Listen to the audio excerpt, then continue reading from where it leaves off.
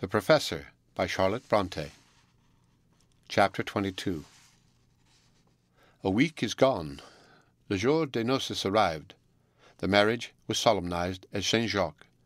Mademoiselle Zoraide became Madame Pellet, née Routier, and in about an hour after this transformation, the happy pair, as newspapers phrase it, were on their way to Paris, where, according to previous arrangement, the honeymoon was to be spent.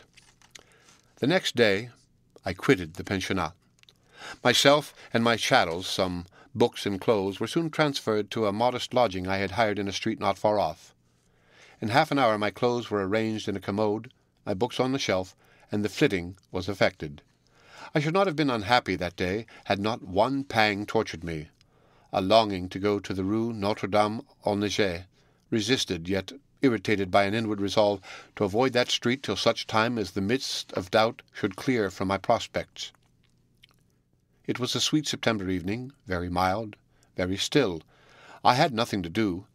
At that hour I knew Frances would be equally released from occupation. I thought she might possibly be wishing for her master. I knew I wished for my pupil. Imagination began with her low whispers, infusing into my soul the soft tale of pleasures that might be. "You will find her reading or writing," said she. "You can take your seat at her side. You need not startle her peace by undue excitement. You need not embarrass her manner by unusual action or language. Be as you always are. Look over what she has written, listen while she reads, chide her or quietly approve. You know the effect of either system. You know her smile when pleased.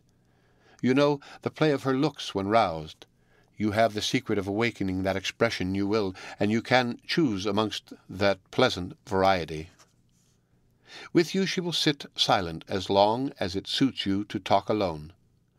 You can hold her under a potent spell. Intelligent as she is, eloquent as she can be, you can seal her lips and veil her bright countenance with diffidence. Yet, you know, she is not all monotonous mildness. You have seen, with a sort of strange pleasure, revolt, scorn, austerity, bitterness, lay energetic claim to a place in her feelings and physiognomy. You know that few could rule her as you do. You know she might break but never bend under the hand of tyranny and injustice, but reason and affection can guide her by a sign. Try their influence now. Go. They are not passions. You may handle them safely." "I will not go," was my answer to the sweet temptress. "A man is master of himself to a certain point, but not beyond it. Could I seek Frances tonight? Could I sit with her alone in a quiet room and address her only in the language of reason and affection?" "No," was the brief, fervent reply of that love which had conquered and now controlled me. Time seemed to stagnate. The sun would not go down. My watch ticked, but I thought the hands were paralyzed. "What a hot evening!" I cried, throwing open the lattice, for indeed I had seldom felt so feverish. Hearing a step ascending the common stair, I wondered whether the locataire, now mounting to his apartments, were as unsettled in mind and condition as I was, or whether he lived in the calm of certain resources and in the freedom of unfettered feelings. What? Was he coming in person to solve the problem hardly proposed in inaudible thought? He had actually knocked at the door, at my door, a smart, prompt rap, and, almost before I could invite him in, he was over the threshold and had closed the door behind him. "And how are you?" asked an indifferent, quiet voice in the English language, while my visitor, without any sort of bustle or introduction, put his hat on the table and his gloves into his hat, and drawing the only armchair the room afforded a little forward, seated himself tranquilly therein. "Can't you speak?" he inquired in a few moments, in a tone whose nonchalance seemed to intimate that it was not much the same thing whether I answered or not. The fact is, I found it desirable to have recourse to my good friends, les Bisiècles, not exactly to ascertain the identity of my visitor, for I already knew him, confound his impudence, but to see how he looked, to get a clear notion of his mien and countenance. I wiped the glasses very deliberately, and put them on quite as deliberately, adjusting them so as not to hurt the bridge of my nose or get entangled in my short tufts of dun hair. I was sitting in the window-seat with my back to the light, and I had him vis-à-vis, a position he would much rather have had reversed, for at any time he preferred scrutinizing to being scrutinized. Yes, it was he, and no mistake, with his 6 feet of length arranged in a sitting attitude, with his dark travelling surtout with its velvet collar, his grey pantaloons, his black stock, and his face the most original one nature ever modelled, yet the least obtrusively so. Not one feature that could be termed marked or odd, yet the effect of the whole unique. There is no use in attempting to describe what is indescribable. Being in no hurry to address him, I sat and stared at my ease. "Oh, that's your game, is it?" said he at last. "Well, we'll see which is soonest tired." And he slowly drew out a fine cigar-case, picked one to his taste, lit it, took a book from the shelf convenient to his hand, then, leaning back, proceeded to smoke and read as tranquilly as if he had been in his own room in Grove Street in the Shire, back in England. I knew he was capable of continuing in that attitude till midnight, if he conceived the whim, so I rose, and taking the book from his hand, I said, "You did not ask for it, and you shall not have it." "It is silly and dull," he observed, "so I have not lost much." Then, the spell being broken, he went on, "I thought you lived at Plaize, and when I went there this afternoon expecting to be starved to death by sitting in a boarding-school drawing-room, and they told me you were gone, had departed this morning, you had left your address behind you, though, which I wondered at. It was a more practical and sensible precaution than I should have imagined you capable of. Why did you leave?" "Because Monsieur Pelet has just married the lady whom you and Mr. Brown assigned to me as my wife." "Oh, indeed," replied Hunsden with a short laugh. "So you've lost both your wife and your place." "Precisely so." I saw him give a quick, covert glance all round my room. He marked its narrow limits, its scanty furniture. In an instant he had comprehended the state of matters, had absolved me from the crime of prosperity. A curious effect this discovery wrought in his strange mind. I am morally certain that if he had found me installed in a handsome parlour, lounging on a soft couch with a pretty, wealthy wife at my side, he would have hated me. A brief, cold, hearty visit would in such case have been the extreme limit of his civilities, and never would he have come near me more, so long as the tide of fortune bore me smoothly on its surface. But the painted furniture, the bare walls, the cheerless solitude of my room relaxed his rigid pride, and I know not what softening change had taken place both in his voice and look ere he spoke again. "You have got another place?" "No." "You are in the way of getting one?" "No." "That is bad. Have you applied to Brown?" "No, indeed." "You had better. He often has it in his power to give useful information in such matters." "He served me once very well. I have no claim on him, and am not in the humour to bother him again." "Oh, if you're bashful and dread being intrusive, you need only commission me. I shall see him tonight. I can put in a word." "I beg you will not, Mr. Hunsden. I am in your debt already. You did me an important service when I was back in the Shire, got me out of a den where I was dying. That service I have never repaid, and at present I decline positively adding another item to the account." "If the wind sits that way, I'm satisfied. I thought my unexampled generosity in turning you out of that accursed counting-house would be duly appreciated some day. 'Cast your bread on the waters, and it shall be found after many days,' says the Scriptures. Yes, that's right, lad. Make much of me. I'm a nonpareil. There's nothing like me in the common herd. In the meantime, to put all humbug aside and talk sense for a few moments, you would be greatly the better of the situation, and what is more, you are a fool if you refuse to take one from any hand that offers it." "Very well, Mr. Hunsden. Now you have settled that point, talk of something else. What news from back home?" "I have not settled that point, or at least there is another to settle before we get to home. Is this Miss Zenobie?" "Zaradi," interposed I. "Well, Zaradi, is she really married to Pelet?" "I tell you yes, and if you don't believe me, go ask the curé at St. Jacques." "And your heart is broken?" "I am not aware that it is. It feels all right. Beats as usual." "Then your feelings are less superfine than I took them to be. You must be a coarse, callous character to bear such a thwack without staggering under it." "Staggering under it? What the deuce is there to stagger under in the circumstance of a Belgian schoolmistress marrying a French schoolmaster? The progeny will doubtless be a strange hybrid race, but that's their lookout, not mine." "He indulges in scurrilous jests, and the bride was his affianced one. Who said so?" "Brown." "I'll tell you what, Hunsden, Brown is an old gossip." "He is, But in the meantime, if his gossip be founded on less than fact, if you took no particular interest in Miss Zoraide, why, O youthful pedagogue, did you leave your place in consequence of her becoming Madame Pelet? Because, I felt my face grow a little hot, because, in short, Mr. Hunsden, I declined answering any more questions, and I plunged my hands deep in my breeches pocket. Hunsden triumphed. His eyes, his laugh announced victory.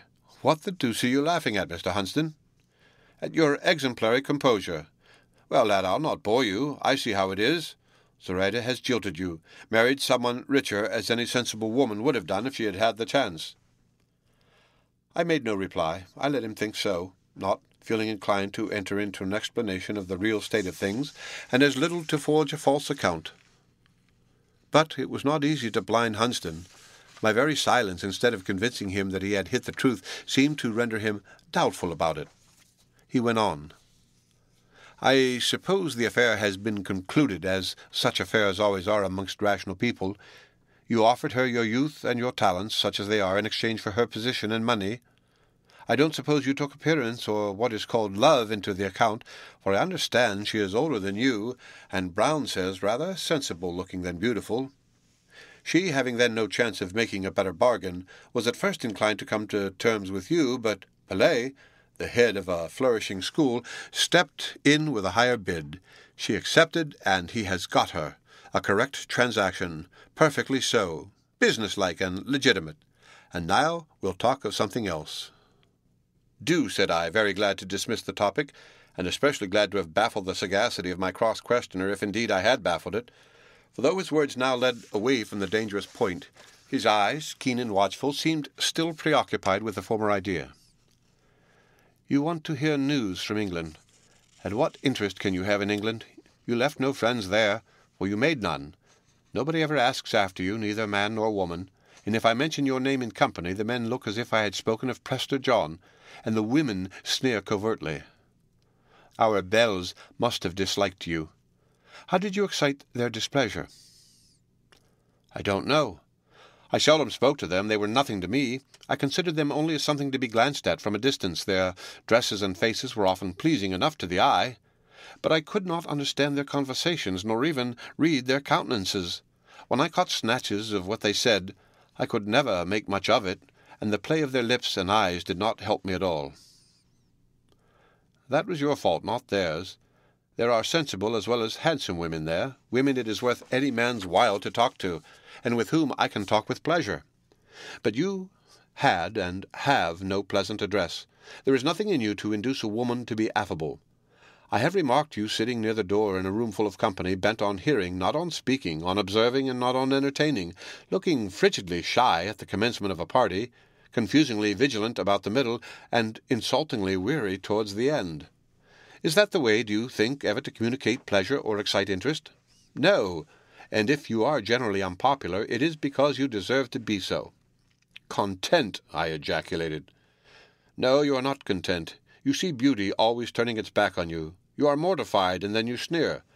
I verily believe all that is desirable on earth, wealth, reputation, love, will for ever to you be the ripe grapes on the high trellis. You'll look up at them. They will tantalize in you the lust of the eye, but they are out of reach. You have not the address to fetch a ladder, and you'll go away calling them sour." Cutting as these words might have been under some circumstances, they drew no blood now. My life was changed. My experience had been varied since I left home. But Hunsden could not know this. He had seen me only in the character of Mr. Crimsworth's clerk, a dependent amongst wealthy strangers, meeting disdain with a hard front, conscious of an unsocial and unattractive exterior, refusing to sue for notice which I was sure would be withheld, declining to evince an admiration which I knew would be scorned as worthless. He could not be aware that since then youth and loveliness had been to me everyday objects, that I had studied them at leisure and closely, and had seen the plain texture of truth under the embroidery of appearance. Nor could he, keen-sighted as he was, penetrate into my heart, search my brain, and read my peculiar sympathies and antipathies. He had not known me long enough or well enough to perceive how low my feelings would ebb under some influences, powerful over most minds, How high, how fast they would flow under other influences that perhaps acted with the more intense force on me because they acted on me alone. Neither could he suspect for an instant the history of my communication with Mademoiselle Rotier. Secret to him and to all others was the tale of her strange infatuation. Her blandishments, her wiles had been seen but by me, and to me only were they known. But they changed me, for they had proved that I could impress. A sweeter secret nestled deeper in my heart, one full of tenderness and as full of strength. It took the sting out of Hunsden's sarcasm. It kept me unbent by shame and unstirred by wrath. But of all this I could say nothing decisive at least. Uncertainty sealed my lips, and during the interval of silence by which alone I replied to Mr. Hunsden, I made up my mind to be for the present wholly misjudged by him, and misjudged I was. He thought he had been rather too hard upon me, and that I was crushed by the weight of his upbraidings, so, to reassure me, he said, doubtless, I should mend some day. I was only at the beginning of life yet, and since happily I was not quite without sense, every false step I made would be a good lesson. Just then I turned my face a little to the light. The approach of twilight and my position in the window-seat had, for the last 10 minutes, prevented him from studying my countenance. As I moved, however, he caught an expression which he thus interpreted. Confound it, how doggedly self-approving the lad looks! I thought he was fit to die with shame, and there he sits, grinning smiles, as good as to say, let the world wag as it will. I've the philosopher's stone in my waistcoat pocket, and the elixir of life in my cupboard. I'm independent of both fate and fortune. Hunsden, you spoke of grapes. I was thinking of a fruit I like better than your hothouse grapes, a unique fruit, growing wild, which I have marked as my own, and hope one day to gather and taste. It is of no use your offering me the draught of bitterness, or threatening me with death by thirst. I have the anticipation of sweetness on my palate, the hope of freshness on my lips. I can reject the unsavory, and endure the exhausting. For how long? Till the next opportunity for effort, and as the prize of success will be a treasure after my own heart, I'll bring a bull's strength to the struggle. Bad luck crushes bulls as easily as bullaces, and I believe the fury dogs you. You were born with a wooden spoon in your mouth, depend on it. I believe you. Sad, I mean, to make my wooden spoon do the work of some people's silver ladles. Grasped firmly and handled nimbly, even a wooden spoon will shovel up broth. Hunsden rose. I see, said he. I suppose you're one of those who develop best unwatched, and act best unaided. Work your own way. Now I'll go. And without another word he was going. At the door he turned. Crimsworth Hall is sold, said he. Sold? Was my echo. Yes. You know, of course, that your brother failed 3 months ago. What? Edward Crimsworth? Precisely, and his wife went home to her father's. When affairs went awry, his temper sympathized with them. He used her ill. I told you he would be a tyrant to her some day. As to him, what has become of him? Nothing extraordinary. Don't be alarmed. He put himself under the protection of the court, compounded with his creditors, 10 pence in the pound. In 6 weeks set up again, coaxed back his wife, and is flourishing like a green bay tree. And Crimsworth Hall? Was the furniture sold too? Everything, from the grand piano down to the rolling pin. And the contents of the oak dining-room, were they sold? Of course. Why should the sofas and chairs of that room be held more sacred than those of any other? And the pictures? What pictures? Crimsworth had no special collection that I know of. He did not profess to be an amateur. There were 2 portraits, one on each side the mantelpiece. You cannot have forgotten them, Mr. Hunsden. You once noticed that of the lady. Oh, I know, the thin-faced gentlewoman with a shawl put on like drapery. Why, as a matter of course, it would be sold among the other things. If you had been rich, you might have bought it, for I remember you said it represented your mother. You see what it is to be without a sou? I did. But surely, I thought to myself, I shall not always be so poverty-stricken. I may one day buy it back yet. Who purchased it, do you know? I asked. How is it likely? I never inquired who purchased anything. There spoke the unpractical man, to imagine all the world is interested in what interests himself. Now, good night. I'm off for Germany tomorrow morning. I shall be back here in 6 weeks, and possibly I may call and see you again. I wonder whether you'll still be out of place. He laughed as mockingly, as heartlessly as Mephistopheles, and so laughing, vanished. Some people, however, indifferent that they may become after a considerable space of absence, always contrive to leave a pleasant impression just at parting. Not so Hunsden. A conference with him affected one like a draught of Peruvian bark. It seemed a concentration of the specially harsh, stringent bitter, whether, like bark, it invigorated, I scarcely knew. A ruffled mind makes a restless pillow. I slept little on the night after this interview. Towards morning I began to doze, but hardly had my slumber become sleep when I was roused from it by hearing a noise in my sitting-room to which my bedroom adjoined, a step and a shoving of furniture. The movement lasted barely 2 minutes. With the closing of the door it ceased. I listened. Not a mouse stirred. Perhaps I had dreamt it. Perhaps a locataire had made a mistake and entered my apartment instead of his own. It was yet but 5 o'clock. Neither I nor the day were wide awake. I turned and was soon unconscious. When I did rise, about 2 hours later, I had forgotten the circumstance. The first thing I saw, however, on quitting my chamber, recalled it. Just pushed in at the door of my sitting-room, and still standing on end, was a wooden packing-case, a rough-deal affair, wide but shallow. A porter had doubtless shoved it forward, but seeing no occupant of the room, had left it at the entrance. "That is none of mine," thought I, approaching. "It must be meant for somebody else." I stooped to examine the address. William Crimsworth, Esquire, Brussels. I was puzzled, but concluding that the best way to obtain information was to ask within, I cut the cords and opened the case. Green baize enveloped its contents, sewn carefully at the sides. I ripped the pack-thread with my penknife, and still, as the seam gave way, glimpses of gilding appeared through the widening interstices. Boards and baize being at length removed, I lifted from the case a large picture in a magnificent frame. Leaning it against a chair, in a position where the light from the window fell favourably upon it, I stepped back. Already I had mounted my spectacles. A portrait painter's sky, the most sombre and threatening of welkins, and distant trees of a conventional depth of view, raised in full relief a pale, pensive-looking female face, shadowed with soft dark hair, almost blending with the equally dark clouds. Large, solemn eyes looked reflectively into mine. A thin cheek rested on a delicate little hand. A shawl, artistically draped, half hid, half showed, a slight figure. A listener, had there been one, might have heard me, after 10 minutes' silent gazing, utter the word, "Mother." I might have said more, but with me the first word uttered aloud in soliloquy rouses consciousness. It reminds me that only crazy people talk to themselves, and I think out my monologue instead of speaking it.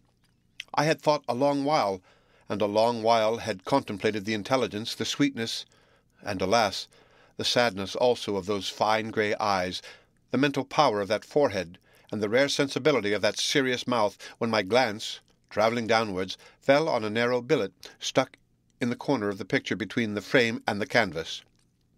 Then I first asked, who sent this picture? Who thought of me, saved it out of the wreck of Crimsworth Hall, and now commits it to the care of its natural keeper? I took the note from its niche. Thus it spoke. There is a sort of stupid pleasure in giving a child sweets, a fool his bells, a dog a bone. You are repaid by seeing the child besmear his face with sugar, by witnessing how the fool's ecstasy makes a greater fool of him than ever, by watching the dog's nature come out over his bone. In giving William Crimsworth his mother's picture, I give him sweets, bells, and bone all in one. What grieves me is that I cannot behold the result. I would have added 5 shillings more to my bid if the auctioneer could only have promised me that pleasure. Signed, H.Y.H. P.S. You said last night you positively declined adding another item to your account with me. Don't you think I've saved you that trouble? I muffled the picture in its green baize covering, restored it to the case, and having transported the whole concern to my bedroom, put it out of sight under my bed. My pleasure was now poisoned by pungent pain. I determined to look no more till I could look at my ease. If Hunsden had come in at that moment, I should have said to him, "I owe you nothing, Hunsden, not a fraction of a farthing. You have paid yourself in taunts." Too anxious to remain any longer quiescent, I had no sooner breakfasted than I repaired once more to Monsieur Van de Houten's, scarcely hoping to find it at home, for a week had barely elapsed since my first call, but fancying I might be able to glean information as to the time when his return was expected. A better result awaited me than I had anticipated, for though the family were yet at Ostend, Monsieur Van de Houten had come over to Brussels on business for the day. He received me with the quiet kindness of a sincere though not excitable man. I had not sat 5 minutes alone with him in his bureau before I became aware of a sense of ease in his presence, such as I had rarely experienced with strangers. I was surprised at my own composure, for, after all, I had come on business to me exceedingly painful, that of soliciting a favour. I asked on what basis the calm rested. I feared it might be deceptive. Ere long, I caught a glimpse of the ground, and at once I felt assured of its solidity. I knew where it was. Monsieur Van de Houten was rich, respected, and influential.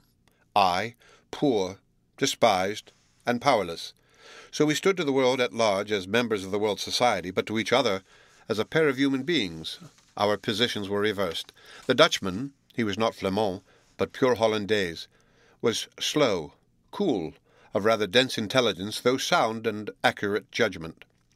The Englishman far more nervous, active, quicker both to plan and to practice, to conceive and to realize. The Dutchman was benevolent, the Englishman susceptible. In short, our characters dovetailed, but my mind, having more fire and action than his, instinctively assumed and kept the predominance. This point settled, and my position well ascertained, I addressed him on the subject of my affairs with that genuine frankness which full confidence can alone inspire. It was a pleasure to him to be so appealed to. He thanked me for giving him this opportunity of using a little exertion in my behalf. I went on to explain to him that my wish was not so much to be helped as to be put into the way of helping myself. Of him I did not want exertion, that was to be my part, but only information and recommendation. Soon after I rose to go. He held out his hand at parting, an action of greater significance with foreigners than with Englishmen. As I exchanged a smile with him, I thought the benevolence of his truthful face was better than the intelligence of my own. Characters of my order experience a balm-like solace in the contact of such souls as animated the honest breast of Victor Van den Houten. The next fortnight was a period of many alternations. My existence during its lapse resembled a sky of one of those autumnal nights which are specially haunted by meteors and falling stars. Hopes and fears, expectations and disappointments descended in glancing showers from zenith to horizon. But all were transient, and darkness followed swift each vanishing apparition. Monsieur Van de Houten aided me faithfully.